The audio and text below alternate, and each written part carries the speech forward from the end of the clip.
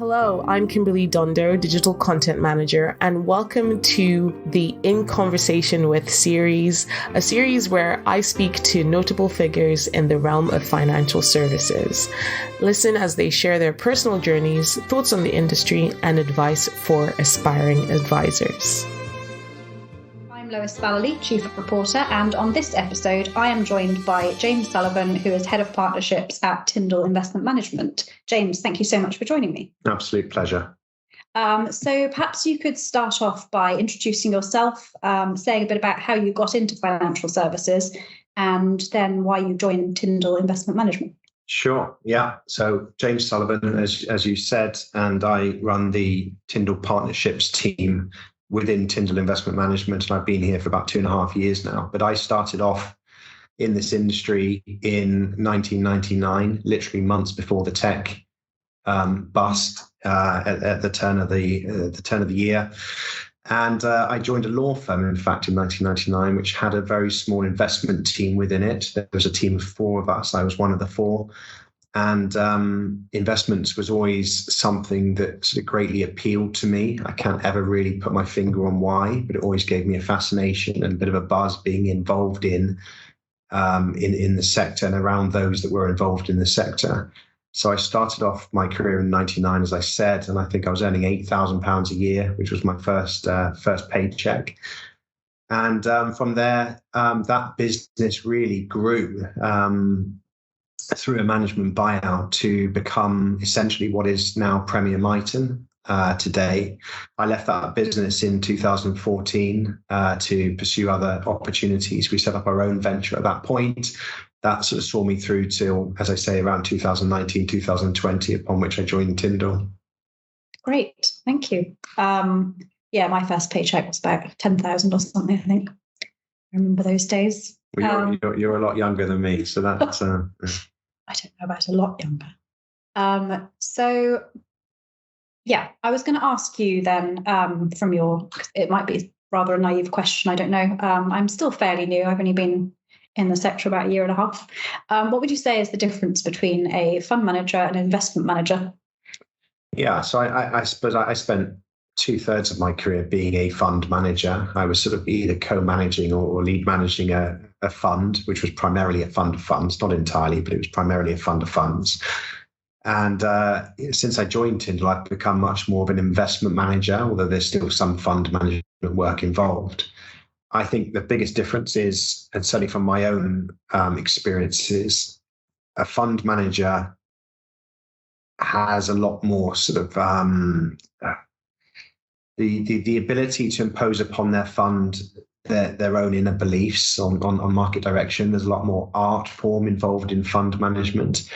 And I think when one looks at the investment management space, I would say you move slightly along the spectrum towards much more of a sort of science/process-driven approach. So I think it's art versus science, really, if we break it down to the lowest common denominators. Interesting. Which is probably why you get star fund managers, then, is it, and not star investment managers? I think that's right. In a strange way, the star fund manager, I think days are behind us. I think businesses have actually recognised, increasingly so probably since Neil Woodford, that in terms of risk mitigation, companies need to move towards much more team-based, process-driven approaches to, as I say, mitigate against that star man or star person risk that does leave a lot of concentration of assets within many businesses. Definitely, which leads me on to my next point nicely, actually, because I was going to ask you about partnerships and what is Tyndall Partnerships? I believe that's what you're in charge of. And why did you personally decide to shift your focus towards a more partnership focused approach? Yeah. So, the title partnerships, we thought long and hard about what to call it, but we settled on partnerships because we felt it most accurately represented what we were trying to achieve. And what we are trying to achieve is a much closer relationship between typically the IFA and the investment manager. There is a collaboration of sorts between the two parties in pursuit of happiness in many ways, in order to deliver better outcome for the client. but also to create efficiencies and value for the IFA and their firm. When I decided to move to Tyndall, I also decided to sort of essentially hang up my fund management hat and adopt this new role. And the reason being, I suppose, was twofold. One was that I'd recognized for some time, partly driven because of regulatory changes with MiFID and RDR, the role of the fund of fund within our community was becoming extinct. It's not to say that some won't still exist and thrive. I'm sure the very good ones will do. But the scrutiny of fees made it a much harder proposition than it used to be to manage and sell. At the same time, I didn't want to move across and become a conventional model portfolio service provider. I didn't want to move into the sterile MPS space. I felt that there's enough there are enough participants in that space already. Nobody ever said what we really need is another MPS provider. It's a very competitive space. I actually felt there was a middle ground. I felt there was a better way of delivering a multi-asset experience to the IFA community through a much more collaborative approach, allowing the financial planner to remain engaged and empowered within the investment proposition, allowing them to have a seat at the investment committee table, allowing them to onwardly convey to their clients what decisions are being taken by the IC and why. And that's really why we came up with A, the proposition, and I suppose B, the title of the partnerships. It is a true partnership between ourselves and our IFA clients. Definitely. I think collaboration is definitely key in all aspects of financial services and indeed life. So absolutely. Great. So what would you say, from your perspective and from what you've seen, are some of the biggest challenges facing IFAs and also just the advice profession as a whole at the moment? I think, that there are probably multiple factors and nuances to the answer. Regulation is clearly one, although it's a slightly blunt answer because, of course, that covers a sort of multitude of factors. But I think the costs of retaining one's independence are sort of more expensive today than they've ever been. And I think there's always that temptation to consolidate away. We've seen vast consolidation within the IFA and the advisory space. We write about it every day. It's my thing. And it's not wrong. It's not a bad thing per se. But at the same time, firms like Tyndall need to make sure that we provide the support to those firms and those advisors that want to remain independent and or engaged in their investment proposition, which is why I think being able to go to an IFA and ask an IFA, what is it you want, and let us work with you to create it, is a really powerful foundational building block to a long-term relationship, rather than going to an IFA and saying, we've got this product, please can you buy some? It's a really different mindset. I get the impression that, like a lot of us in life, IFAs are tired of being sold to. And I think that's what really differentiates something like partnerships to other products that are in the market. It's about time rather. The asset management, the investment management gave something back to the IFA community, rather than simply taking revenue streams from them, like we've done so successfully for many years. And I think that is only right, that we shift our attentions to actually looking after and treating IFAs a lot better than potentially they've been treated in the past. Interesting. Yeah, I think the IFAs themselves have had to move from selling products to clients towards a more sort of lifestyle approach. Is that the right? Maybe that's not the right term, but yeah, more helping clients. But I read an interesting piece of research the other day that says that they only spend about 35% of their time on average on client face-to-face meetings, which I thought was quite interesting. And then about 65% is spent on compliance and regulation, having to go through all the FCA's documents and things. So yeah, I thought that was quite interesting. Yeah, I don't know what the right balance is, and maybe it's on a case by case. Different IFAs will enjoy spending more time with clients than others, and some will enjoy spending more time on the investment proposition than others. And dare I say, some might even enjoy the compliance aspect of their role. It's unlikely, but you never know. But I think another point to touch upon, because I think you've raised an important issue here, is that the evolution of so-called robo-advice has brought the whole subject matter into the limelight in terms of the importance of the IFA within our broader food chain. And the IFA, without question, has an important role to play today as they've ever had. They're a little bit like the family doctor, if you like. They're the comfort blanket, the metaphorical arm around the shoulder. You don't get that from an algorithm. And I think that's why those IFAs that choose to remain independent are sort of more influential today than they've ever been. You don't get that from an algorithm yet, you mean? You may in the future.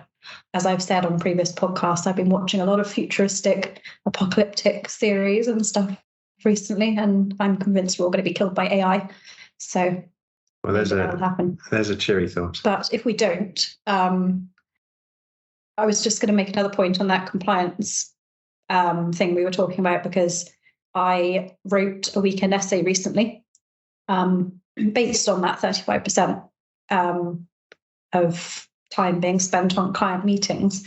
And while I was doing my research for the weekend essay, I came across an article that Money Marketing had written in the year 2000, which said pretty much the same thing, that one of the biggest challenges for advisors is regulation and also compliance with other areas. And I just thought it was interesting because at that point, we still had the Financial Services Authority, and I was 8 years old. So it was, nothing seems to change, and yet everything is different. And I think maybe with Consumer Duty coming in next year, that's likely to probably increase advisors' work in the short term, but maybe decrease it in the long term. I don't know what your thoughts are on that. On balance, regulation is clearly a good thing, and it's there to protect the end clients. I think we all understand the thinking behind it, but there has to be a balance found between those intentions and the ability to practically implement those intentions and the costs associated with the implementation. We don't want to squeeze everybody into a generic model. We don't want to squeeze every independent IFA in towards consolidating and losing all those touch points of IP and artistic license that this industry carries. I think that would be a real shame if that's the consequence of heightened regulation. Definitely. I used to write about, I've said it loads of times before, I used to write about the energy market.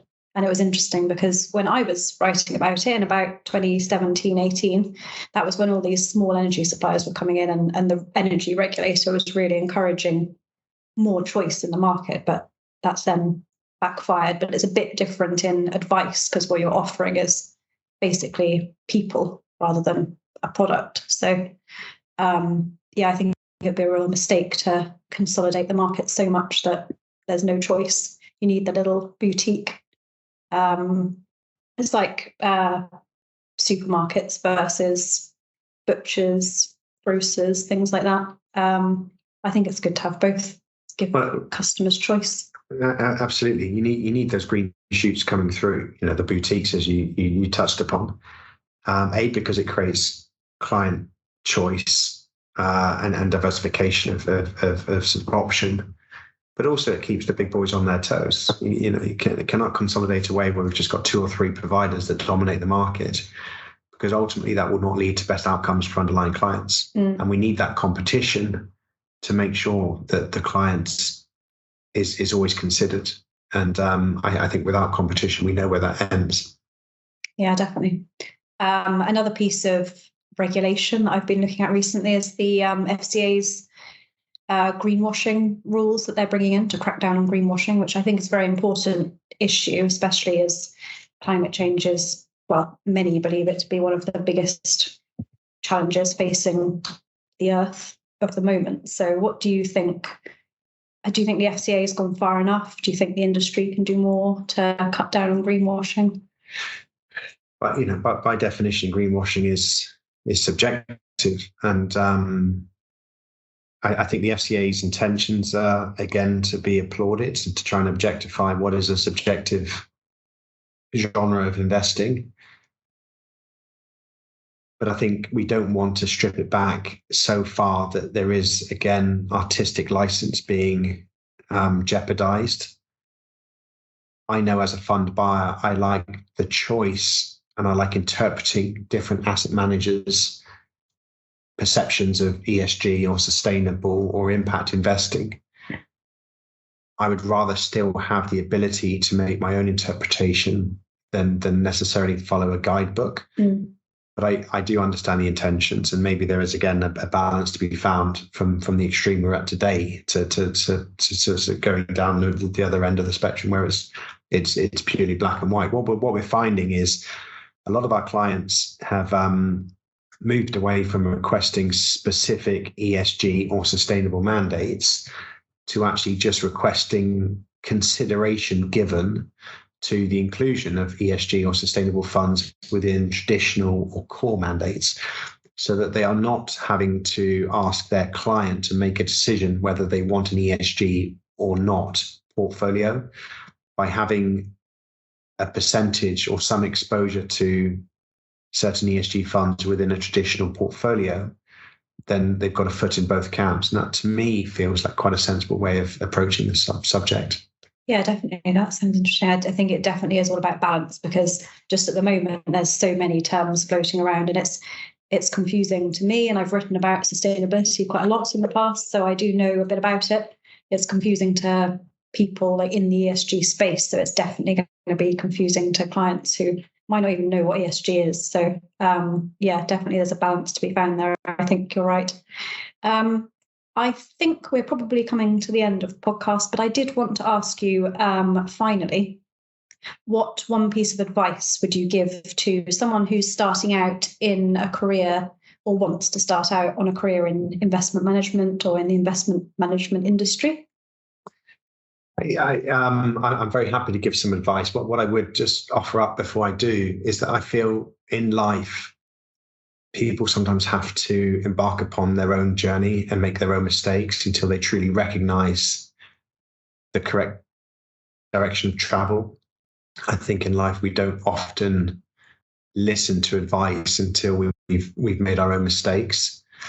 But my only piece of advice without wanting to sound too sort of sycophantic is always put the client first. I think we're very fortunate we work in an industry where the spoils are sort of above the national average. You know, the salary, the bonuses, the pension schemes can all be relatively lucrative. But to focus on that ahead of focusing on client outcomes will be very short-sighted. Always put the client first, always look after the client, and all that other stuff inevitably will follow if you do a good job for your client. And I think it's as simple as that. And that makes sure that you're playing the long-term game rather than becoming too short-sighted or fixated on the short-term spoils. Yeah, definitely. That's a great piece of advice. Great. Okay, thank you so much, James. It's been really good to chat to you today. I've really enjoyed it. Thank you for joining us on the podcast. Thank you. Thank you for listening to In Conversation With. We do hope that you enjoyed it.